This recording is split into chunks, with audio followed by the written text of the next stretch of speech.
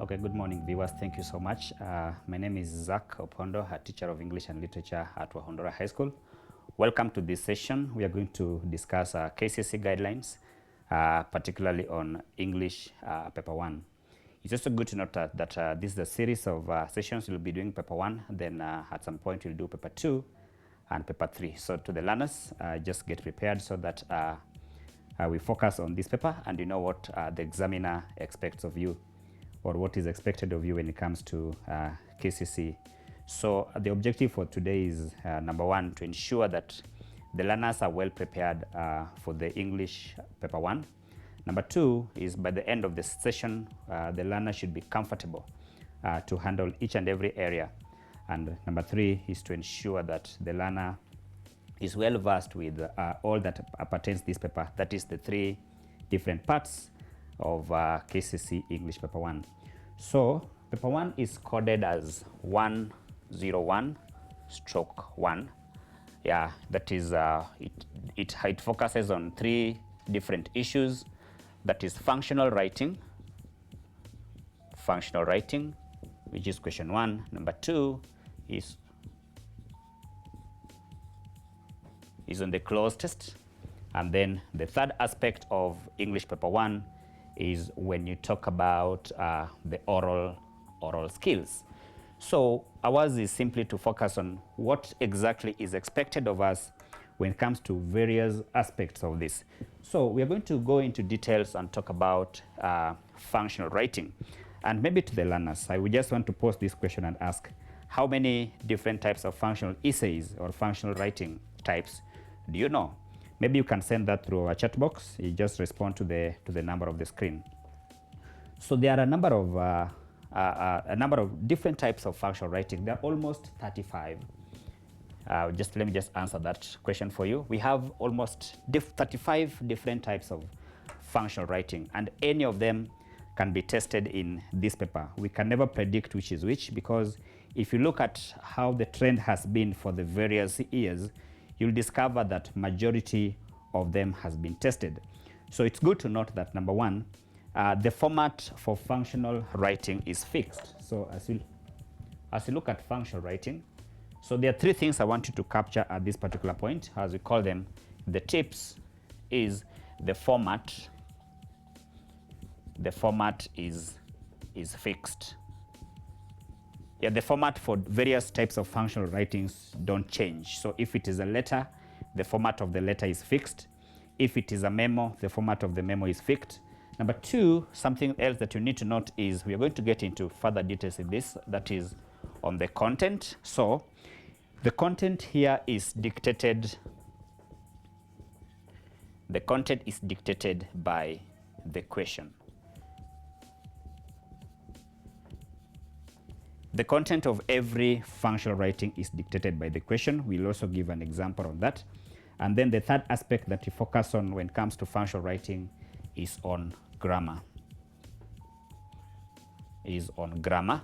So again, grammar is when you have to use all aspects of grammar, all the types of grammar that you use in class.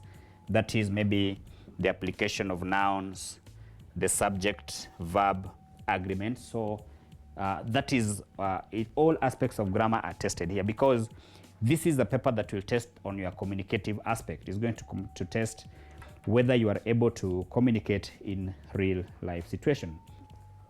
So as also said, this paper involves your ability to express yourself or to sustain a conversation.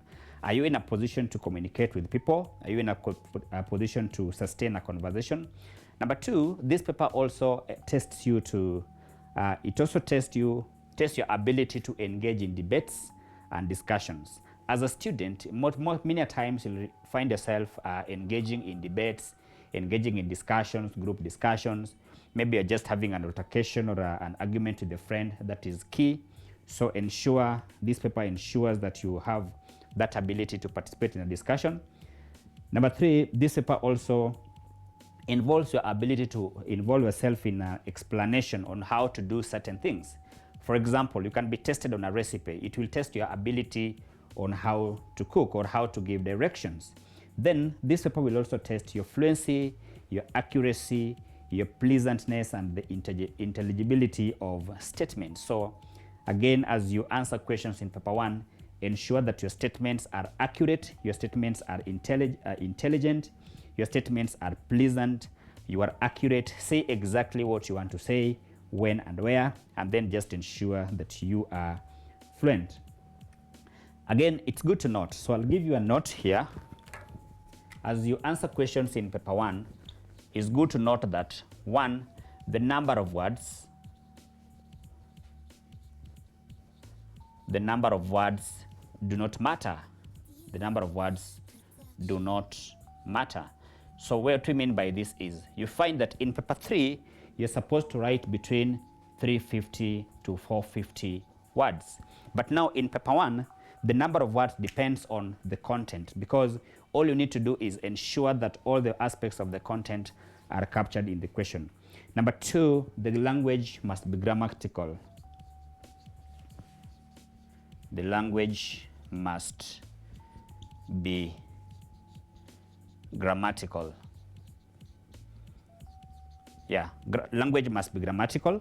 So again, whether it is a formal writing or an informal writing, ensure that your language is grammar. Avoid as much sheng as possible. Then again, when you're doing this paper on the aspect of language, avoid contracted forms. Avoid contracted forms. So when you're writing an application letter, if you're saying I am a student, just say I am a student. Avoid am, because this is only used when it comes to the verbal communication. So avoid contracted forms.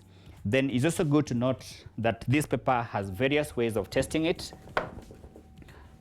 We can test it in various forms. So it will test you on one item form,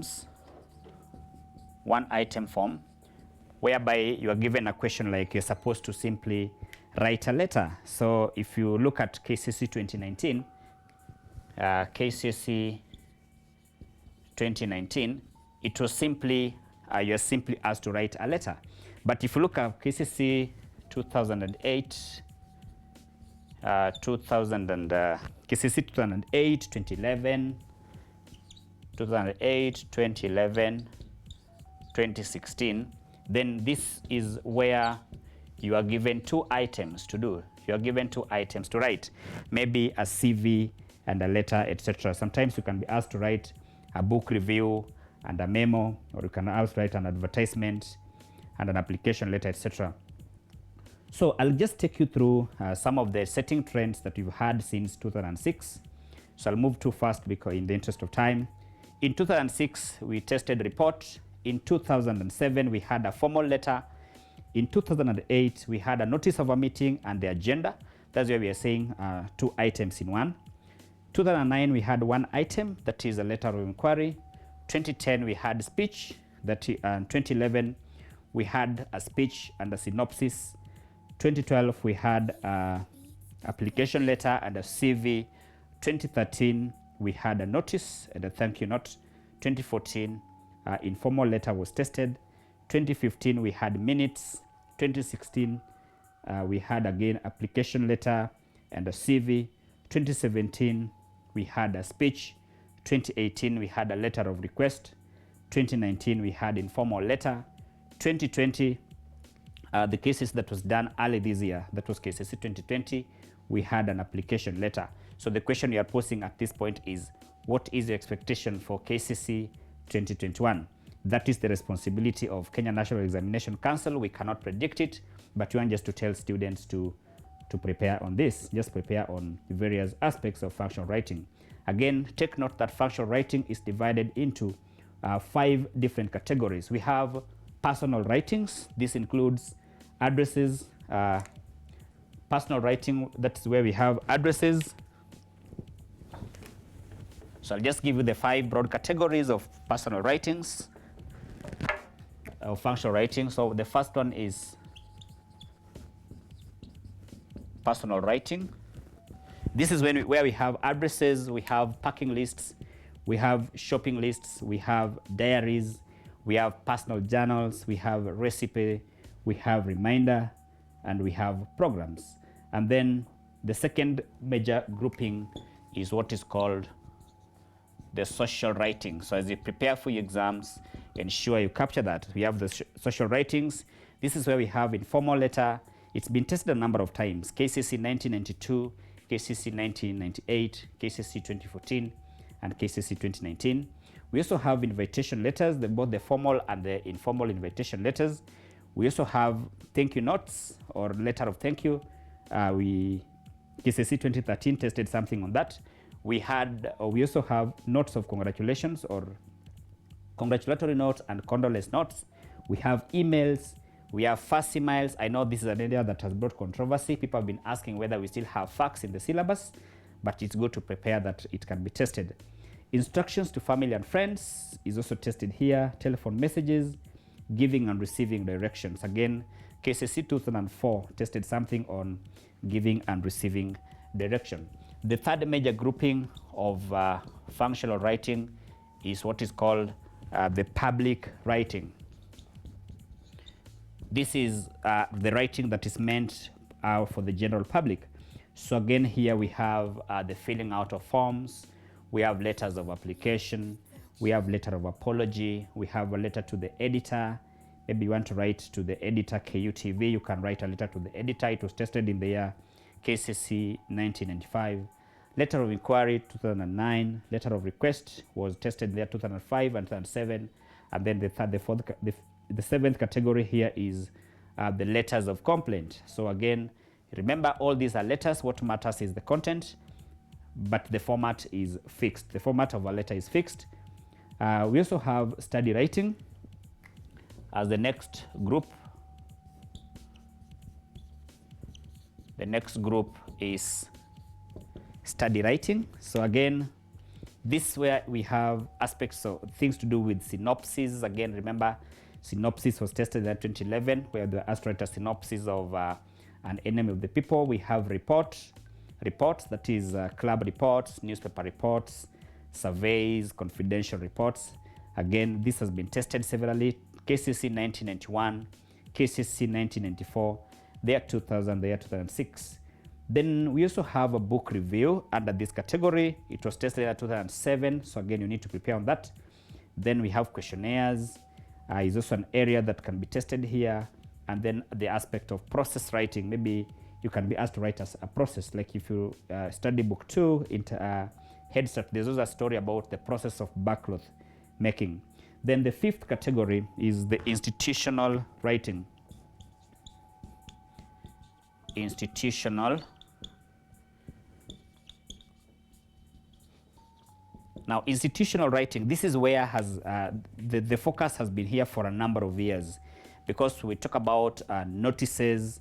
We have something to do with the public notice. So here we have things to do with notices under institutional writing. So you can talk about public notice, tender notices, notice of a meeting, etc. We also have inventories. The business letters was tested there in 1993. Remember, notices have been tested a number of times. 2008, 2011, and 2013 focused on the notices. Posters, election sale, maybe you want to do a poster for a particular election or a particular candidate of your choice here. Advertisements is also in this category. The notification of meetings is also found in this category. The agenda and minute writing is also here. Again, remember, this has been tested twice, 2002 and 2015. Then we have a memo that was tested there 1996 and 2003. And finally, we have in this category the CV, the second last, that is, CV was tested there 2012 and 2016. And then the ninth category, or the ninth type of writing under institutional writing, is where we have speech writing. This was tested in the 1993 and 2010. So we have a sample question. So I'll just take us through. Maybe learners, you can just try this question. It was tested last year, KCSE 2020. So I'll just take you through the format, what happened.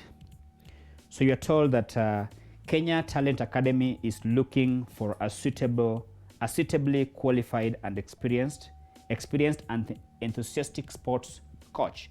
And then you're given responsibilities. That's number one, coaching and training of students in a variety of sports. And then you also had counseling and mentoring of youths. And then from there, you're given the requirements. One was a minimum of degree in physical education, that is PE, from a reputable institution, a minimum of K.C.S.E, a mini grade of C+ in English, some experience in counseling young people, and excellent communication skills. Then told, imagine you are qualified for the advertised position. Write an application letter addressed to Kenya Talent Academy, Sports and Talent Division, Ministry of Education, PO Box 44100, code 00200, Nairobi. So we want to use this as a trial question today so that we just see what was expected of us. So you're going to write this letter. I know maybe through the guidance of your teacher, you can also write. So teachers, you can coordinate your students just to ensure that they get the format correct. So when you have such kind of a question, what you need to ask yourself is, what is the demand? What is the demand of this question? So we want to look at the demands of the question. What is in front of us? So the first thing you do when you get such kind of a paper is underline the keywords. Remember, it is Kenya Academy is looking for a suitable, qualified, experienced, and enthusiastic sports coach. So even as you're doing your application, take note that they're looking for a sports coach. They're not looking for a chef. They're not looking for maybe the dean of studies. No. Or they're not looking for a director, but they're looking for someone who is in charge of sports. So as you're writing your letter, please focus on sports because it is an application letter based on the advertised position. So we ask ourselves, now that you've identified this as a letter, what do we focus on? What are the requirements of letters? So this is going to be a formal letter. This is going to be a formal letter. So having identified that is a formal letter, it's going to guide us. And so we ask ourselves, what are the requirements of a formal letter? What are the demands of a formal letter? So it's good to note that formal letter has, so we're going to just to have a note here of what is needed in a formal letter. So formal letter requires 2 addresses. Formal letter also requires date. Formal letter requires what's called the subject, and then we are going to move to the content, then the valediction. The content, then the valediction. So having known that a formal letter requires 2 addresses, so what we are going to ask ourselves is, what is the position of the addresses? How are we going to do these addresses? So we'll have the sender's address on this side. We're going to have the sender's address, that is if you're using the block format. Then we have the address in full. It's also good to note that when you're writing a letter, the date is not part of the address. So write your address and then skip a line, then write the date. Number 2, when you're writing the address, separate, we've said, separate the date. And then one mistake that students make is to include the names in the address. So again, do not write your name. This is a mistake that most students make. So again, your name is not part of the address. So if our sender's address maybe is, we're just going to use the name of the school, Wahunduru High School. Wahunduru High School, P.O. Box 81, Kiriaini. Yeah, this is a school in Murang'a, Kiriaini. So if you know the code, you can use it, 10. So our code is 10204. So do not include your name. Do not include your name when you're doing the sender's address. Just write the name of the institution, or sometimes the address is personal. So just write here P.O. Box 81, code 10204. PO Box 81 10204. Then you write the town, Kiriaine. So after writing that, kindly include, then write the date there. Again, take note that the date, to avoid ambiguity, write your date in full. To avoid ambiguity, write the date in full. So we're going to use an arbitrary date. I'm going to use my birthday, 12th of June. Then write the year there, maybe 2021. Yeah, 12th June 2021. So take note that the date must be written in full. Then after that, you come to your left hand side and you write the receiver's address. So the receiver's address you are given here. So don't change it because we want to respond to the question here. Remember, it was Kenya Talent Academy, Sports and Talent Division, Ministry of Education, PO Box 4410. The postcode is 00200 Nairobi. So copy the receiver's address here. After copying the receiver's address, write the re. Again, most students miss marks here because instead of writing re, they write ref. So kindly ensure it is re. It refers to the subject, the regards. What is this all about? Oh, sorry, before the re, there is a salutation. There's a salutation, dear sir. You decide either dear sir or dear madam. Just decide here. So that is after the receiver's address. We have the salutation and then we have the subject, that is the re. Remember that order matters because every time you interchange the order, then we talk about mixed format. So give your subject here. So the subject was you are applying for the position of Kenya sports coach. So just write there here, application for the position of sports coach. So again, ensure that your subject is relevant and it has to be conclusive. Application for the subject coach. So in the content of this letter, this is where now we are going to put in the demands of the question. Remember, it was looking for coaching and responsibilities. So ensure that your content includes the responsibilities. Your content should also include the requirement, that is your qualifications. So tell the person who is reading your letter that you are actually qualified for this position. Mention that you have a degree in physical education from Kenyatta University. You scored a K.C.S.E mean grade of C+ in English, and then talk about your experience. Maybe you've been counseling people, talk about that, then talk about your excellent communication skills. Maybe you can give maybe some articles that you've written or maybe areas where you participated. And then after including all that here, then we move to the valediction, that is the signing off. Again, this is where students make mistakes. So I'm going just to use, so I'll assume that we've written that, so we'll scroll it up and then we check on how to sign off. How to sign off.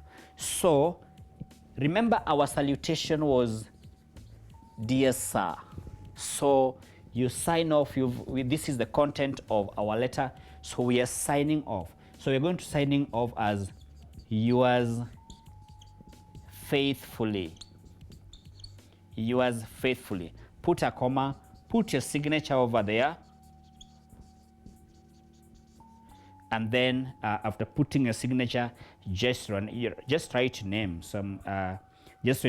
your name down there. So I'm going to use my name as Zacch. So write your name here in full. So most students make a mistake here by writing the name before the signature. Again, we talk about mixed format.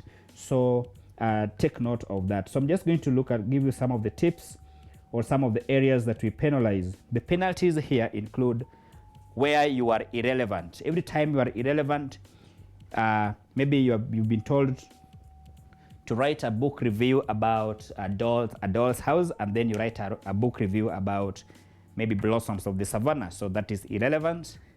You'll be deducted marks for that. Sometimes we talk of maybe we have two types of irrelevancy. That is the blatant irrelevancy, where you totally answer a different question. And then you have minor irrelevancy. Maybe you mix up characters. You're talking about a doll's house, a book review of a doll's house, and you mix up characters. Instead of talking about Nora, then you talk about Rusian. So that is, you'll be deducted up to 4 marks. Mixed format is also penalized, whereby you end an informal letter with you end it with yours faithfully. Remember, informal letter, the way we sign it off is totally different. Or maybe you start with dear.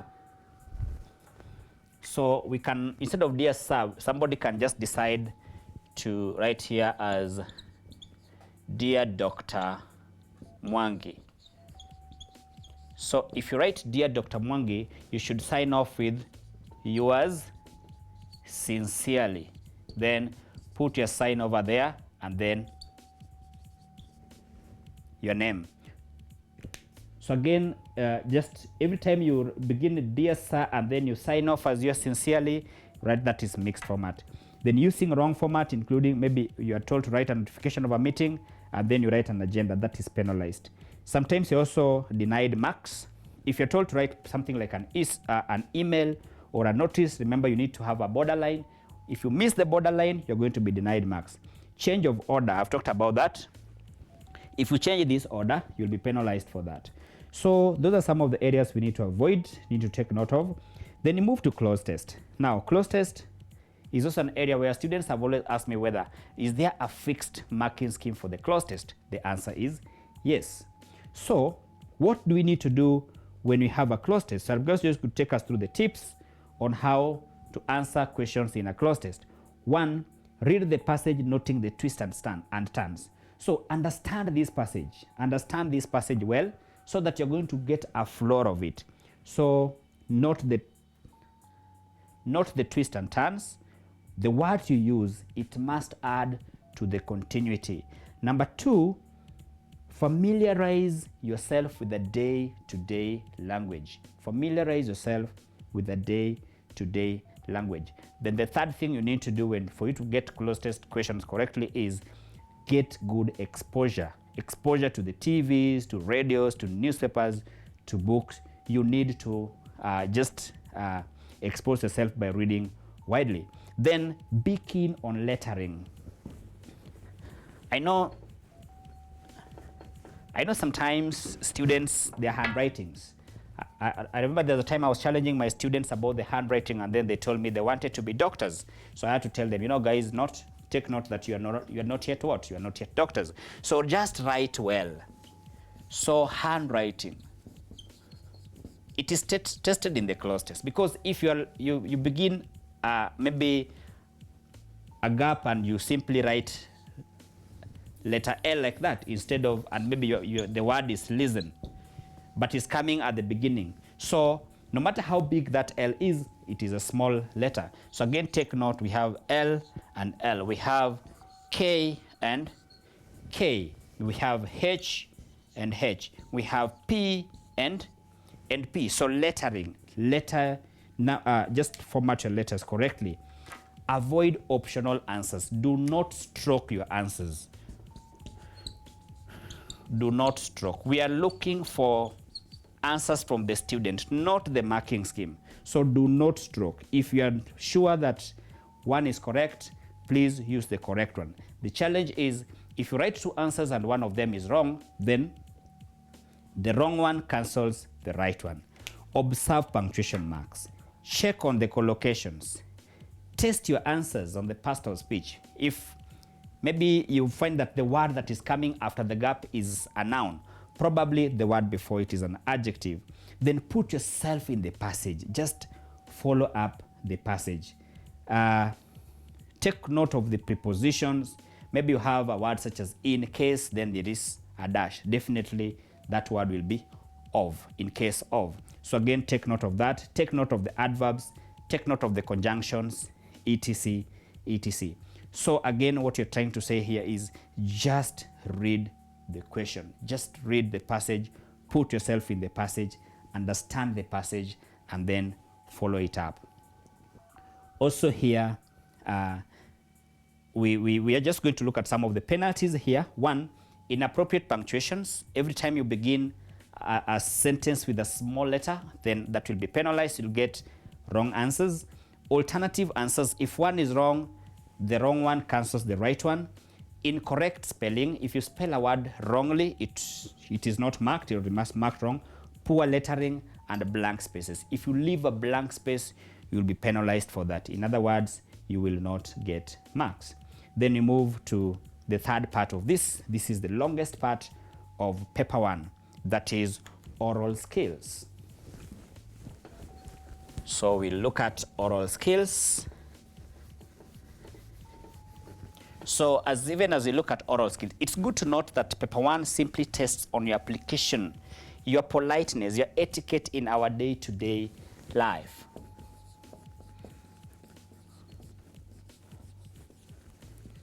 So this forms question 3. So oral skills, sometimes this part is divided into A, B, C, D, E. I'll give a reference to K.C.S.E 2019 and 2020. So K.C.S.E 2020, question 3A was a riddle, question 3B was homophone, question 3C was stress, question 3D was effective discussion, question 3E was etiquette. K.C.S.E 2019, question 3A was oral poetry, question 3B was intonation, question 3C was homophones, question 3D was oral report, and question 3E was etiquette. I'll move just randomly. K.C.S.E 2013. Question 3A was poetry, question 3B was pronunciation, question 3C was word stress, question 3D was vote of thanks, and question 3E was listening skills. K.C.S.E 2019, question 209 that is. Question 3A was chant performance, question 3B was dealing with fear in debate, question 3C was pronunciation, 3D was stress, and question 3E was guided writing. So it's good to note that question 3 is testing almost every area of oral skills, from oral poetry to pronunciation to word stress to sentence stress to guided writing. So all that you need to note is this question is going to test on your etiquette. How polite are you? How oral, okay. Etiquette. So it's how polite are you? Are you polite enough? Are you able to say please, thank you, excuse me? Pronunciation. How do you pronounce your words? Take note of the silent letters. Silent letters. Yeah, silent letters is equally key here because it will be tested. You'll be given a list of words and then you're told identify the silent letter. So take note of that. So I'm just going to give us some of the tips on how to understand or to answer this question politely. I've said it's sometimes divided into A, B, C, D, and in some cases it moves up to 5. It has never gone past 5 questions in question 3. So be keen on mark distribution. Be keen on mark distribution. If you're told describe the rhyme scheme, describe the rhyme scheme. Okay, then remember you have to work it out, work out the rhyme scheme, then describe it, and then give a reason. Yeah, work out the rhyme scheme. A, B, B. Tell us it is regular. Why? Because it is predictable. So again, take note of that. Number 2, in the oral narratives, candidates must read and understand the passage or the poem. Remember, there is no mark for identification without illustration. You are asked to identify the sound pattern. Identify the sound pattern. And you've identified alliteration. you've identified alliteration. Work out, just identify, illustrate the alliteration with that line from the poem. For pronunciation, spelling of words, say it in, maybe in homophones, it must be correct. If we are tested on silent letters, single out the letter. You're given a word such as, maybe I'll give you a word such as, which word? Maybe I'll give a word such as this. Yeah, I know it's not a rare word. So you're told to identify the silent letter. Just isolate it, okay? Yeah, if you're told to identify the silent letter, that, yeah, so just isolate it and tell us that, because that word is pronounced as phlegm. Then for guided dialogue, check the mark distribution. What do you mean by a guided dialogue? This is an incomplete conversation. You're given a conversation probably between the secretary and the student. Secretary and the student. So the secretary is saying some things here, and then you're supposed to fill in the gaps for the student. Take note of what? Of the mark distribution. Response must be given in accordance to the preceding speech. So because you are responding to the question that have been asked up there. In complete dialogue, you need to check on the asides, the stage directions. More often than not, they carry the answers, okay? The words in italics, maybe you'll find that the secretary is touching on the phone. So again, that will give you, it's going to guide you on the answer. In poetry, answer questions vertically, okay? How the poem is written. Differentiate between tone and intonation. Do not describe tone as a slow tone, or don't describe intonation as lowered intonation. Talk about the rising intonation, the falling intonation, etc. Then do not give negative answers. Do not say that the secretary is not listening. Just say, or is not attentive. Just say she is inattentive, okay? Do not state words in the negative. Be guided on the common sense, okay? Be positive always. Always be positive. Then sometimes the answers are simply right in the question. When you ask about the verbal and the non-verbal cues, you must state them appropriately. You must qualify them. If you're asked on how to perform, you must use both the verbal and the non-verbal cues. All of them must, because there's no single time you're going to speak without using demonstration. So use the verbal and the non-verbals. When you're asked about sound patterns, isolate the sounds. Isolate the sounds. If you talk about alliteration, just tell us, in this poem, Peter Piper picked a peck of pickled pepper, sound P, and therefore it must be enclosed in slashes. Yeah, sound P is alliterating. Rhyme scheme, I've talked about that. Describe it, state whether it is regular or irregular. Intonation, again, differentiate between the rising and the falling intonation, okay? Differentiate between the rising and falling intonation. We talk about interviews, debates, again, avoid general answers. Don't give what, like, I'm going to psych myself, I'm going to rush to the washroom. No. Be very specific. Be very specific on what you're going to do. I'm going to put my files in order, etc. You've talked about avoid negative answers. Probably somebody will ask, why did Peter fail to get the message? Don't say he did not pay attention. Just say Peter was inattentive. Don't give negative answers.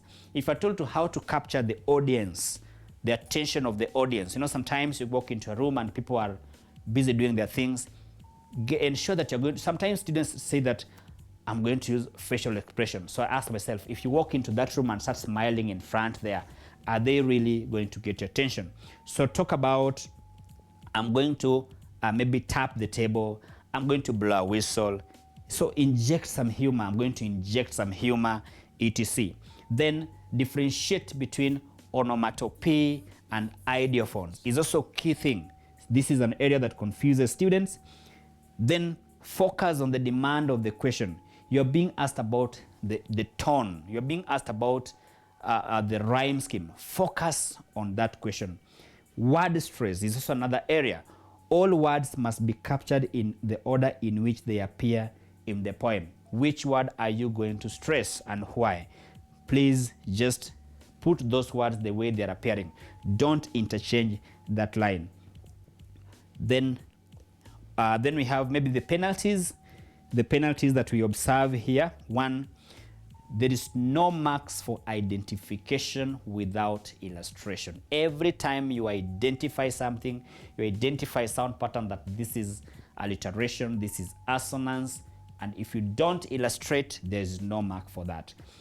If you're told to explain two ways, okay? If you're told to give two sound patterns and then you give maybe 5 of them and the first 3 are wrong, you're told to give 2, then examiner marks the first 2, draws a line, okay? So if you're told to be 2, please just stick to 2. Rhyme, assonance, consonance, alliteration must be presented as it appears in the poem, okay? Wrong spelling for homophones, you don't score there. If you give a wrong spelling for the homophone, you will not score. Then again, if you fail to underline, you're told to underline the odd one out. You've been given a list of words probably where sound H is silent. You're told to underline. Simply underline. If you don't underline, if you don't isolate a sound, maybe identify the sound that is pronounced the same. If you don't identify that sound, again, you will be marked wrong. So maybe up to that point, I just want to maybe just do something on oral skills. Then this is also an area that is quite common. Pronunciation. You know, sometimes in oral skill, you ask yourself so many questions. So remember all the aspects of pronunciation. Homophones, words which are pronounced the same. Be prepared on this. Silent letters, identify the letter, okay?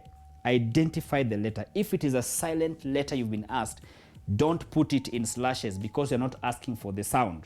Stress and intonation, which words, which sentences take a falling intonation and a rising intonation. Rhyme and rhythm, again, that is a key thing.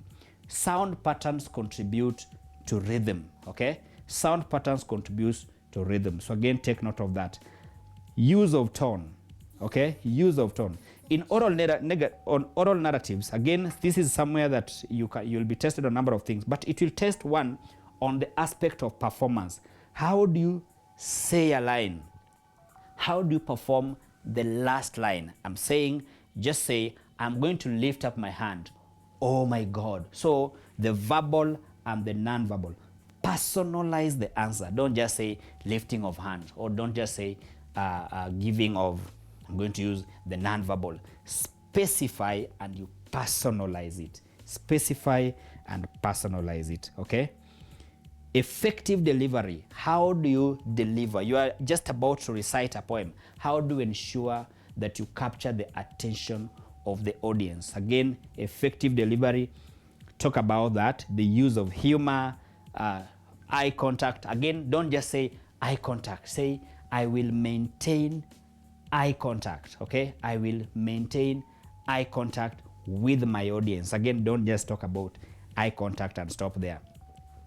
Audience participation. Again, you are asked, how do you ensure that you benefit from a talk? Some students rush to say answering questions. If you must answer questions, then ensure that these questions are asked. So I'm going to talk about answering or responding to questions when asked, okay? You're going to ask questions when given a chance to. I am going to take notes. Personalize your responses. Active listening. Again, that is an area that is key. Active listening. Presentation on stage. That is an area that is key. Negotiation skills. Okay? This negotiation skills also helps us in aspects of debate, maybe a group discussions and all that. Ensure there's always a win-win situation. Discussion skill. Conventions of good conversations. You use the aspects of giving the turn taking. So this paper is going to test you on basically every aspect of our day-to-day communication. just ensure that you're polite, just ensure that you observe discipline, and etc. So for the message in oral literature to be actualized, performance is key. So every time you're given a poem, performance is key. So just ask yourself, how is this aspect going to be performed? When you're given a riddle, I'll give an example of a riddle that you're given last year. That is KCSE 2021.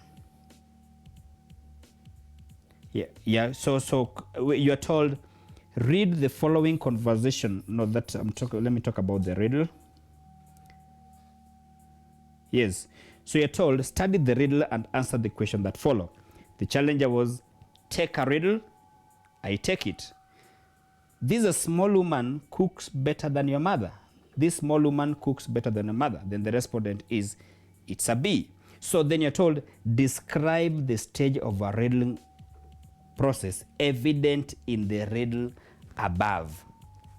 Students, what they did, they simply, or what students do in this case, because they've crammed the riddling process, whereby we have the challenger or the invitation of the riddle,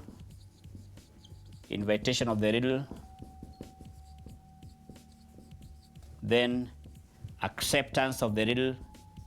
This is what you've learned in class. But now you've been asked evident in the riddle above.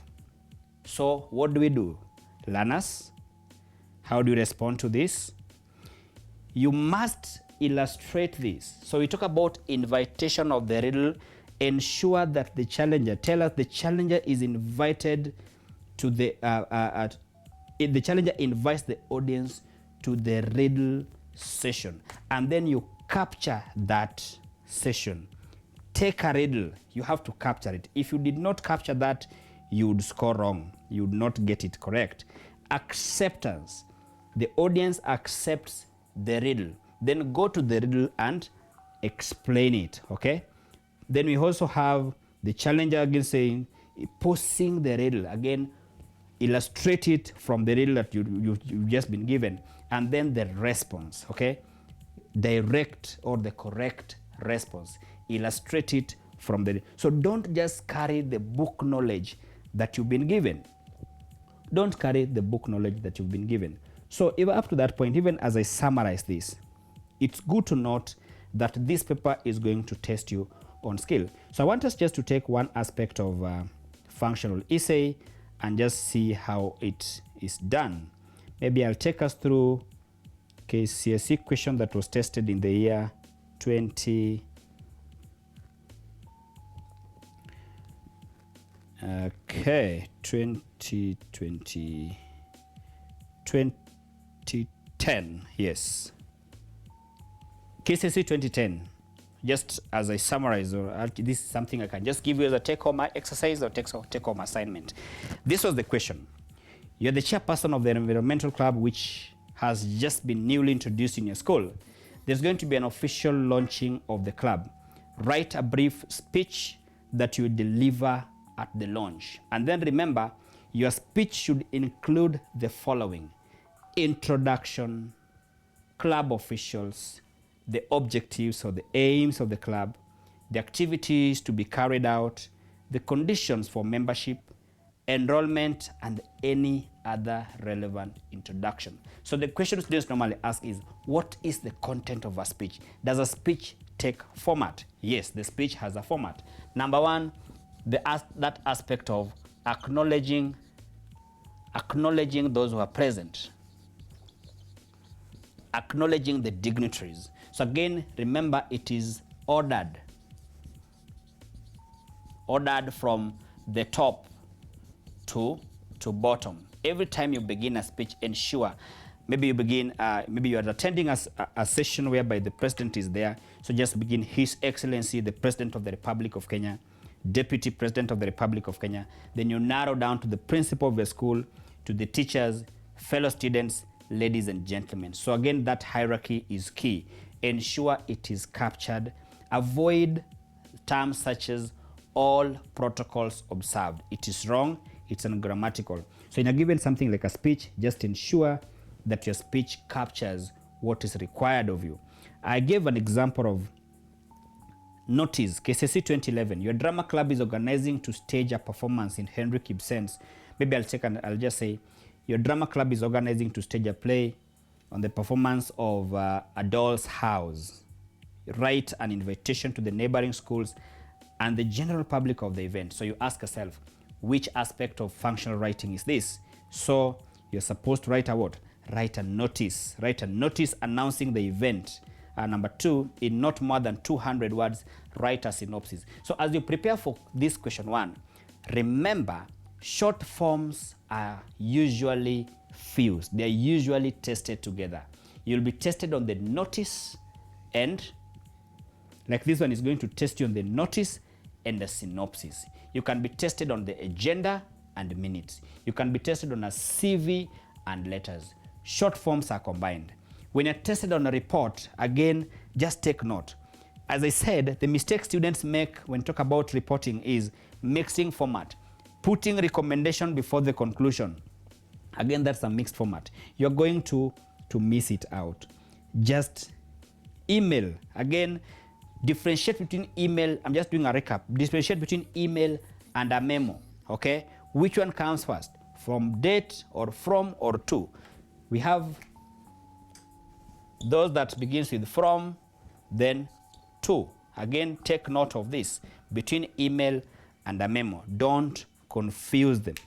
Don't confuse them. So as you prepare for English paper 1, as you prepare for functional writing, in most cases, you'll be tested on areas which are applicable in our day-to-day life.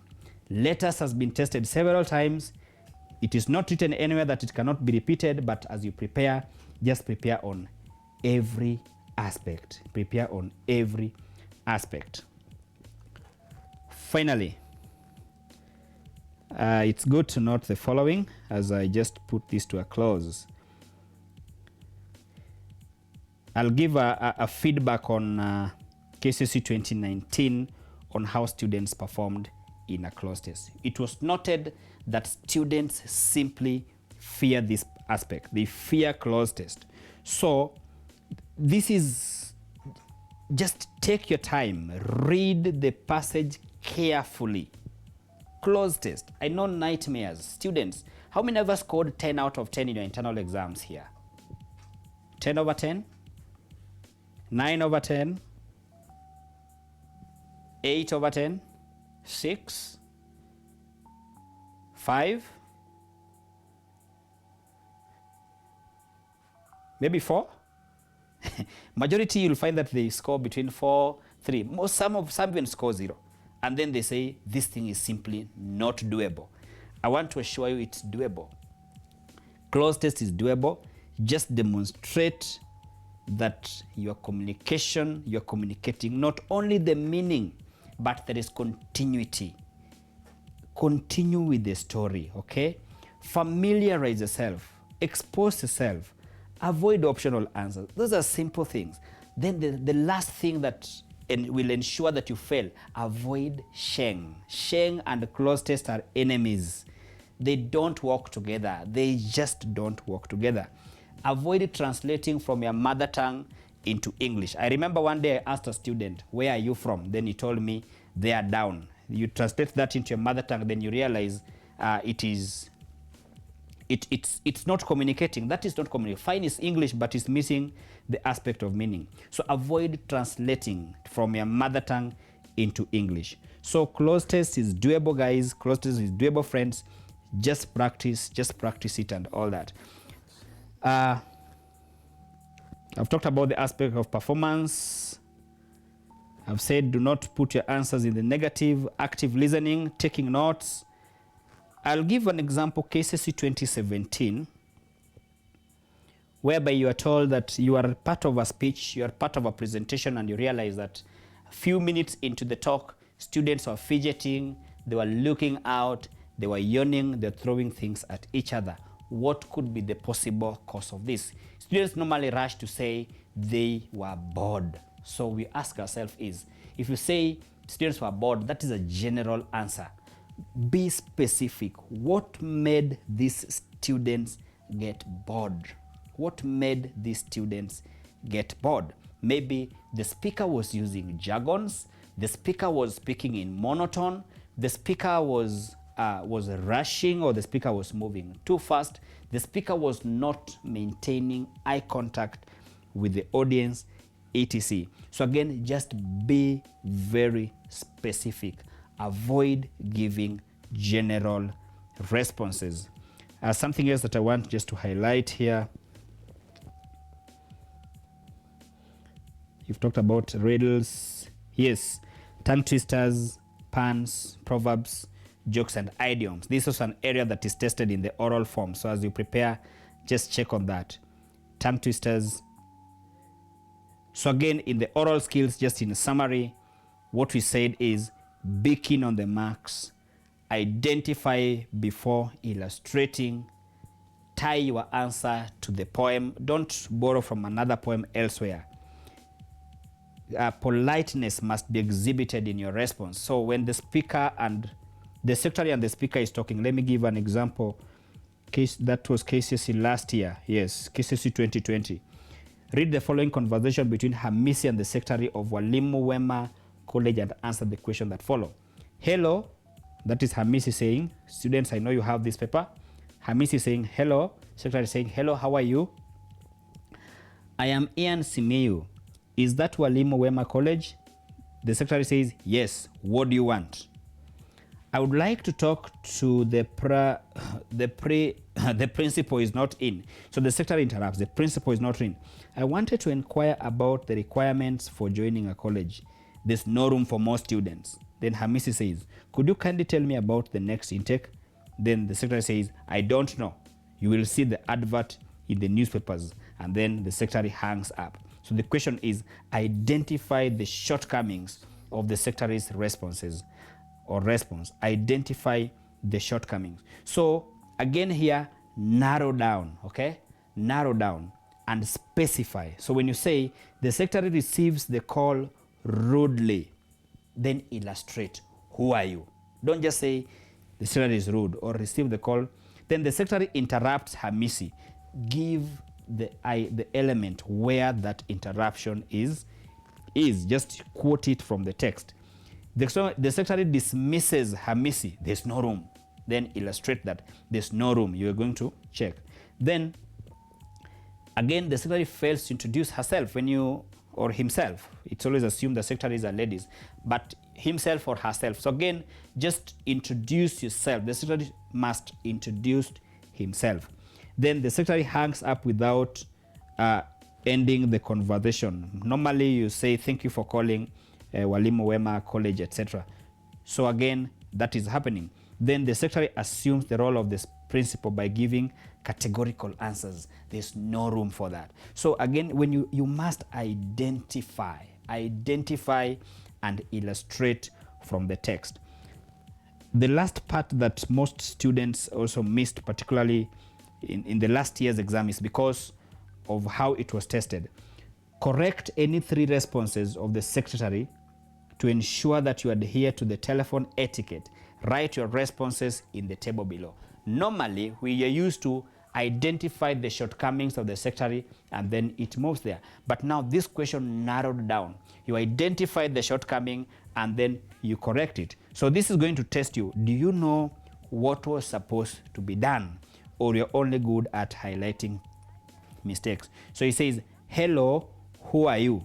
So how was it supposed to be said? Maybe say, may I know who I am speaking to? Or just say, I am the secretary of this particular college. May I know who I am speaking to? Then instead of saying, the principal is not in, it's polite to say, I am sorry, the principal is not in. Would you mind leaving a message? That is quite polite. Instead of saying, there's no room for improvement, or there's no room for more students, is, I'm afraid. You can just say something like, I'm afraid this year's intake is closed. However, the next intake will be advertised soon. The next intake will be advertised soon. So that is basically how to just respond to such. Yeah. So the best way to just identify the mistake and narrow it down. So thank you so much, students, even for taking Thank you so much for the students for tuning in for this. Remember, this is just the beginning, focusing on paper 1. In the next series, you're going to focus on paper 2, and then later we're going to focus on paper 3, how just to ensure that you get the best of 101/1 or 101/2 or 101/3. I have been your teacher, Zacch Opondo, a high school teacher at Wahunduru High School in Murang'a County. Thank you so much. Stay tuned on KU Elimu program.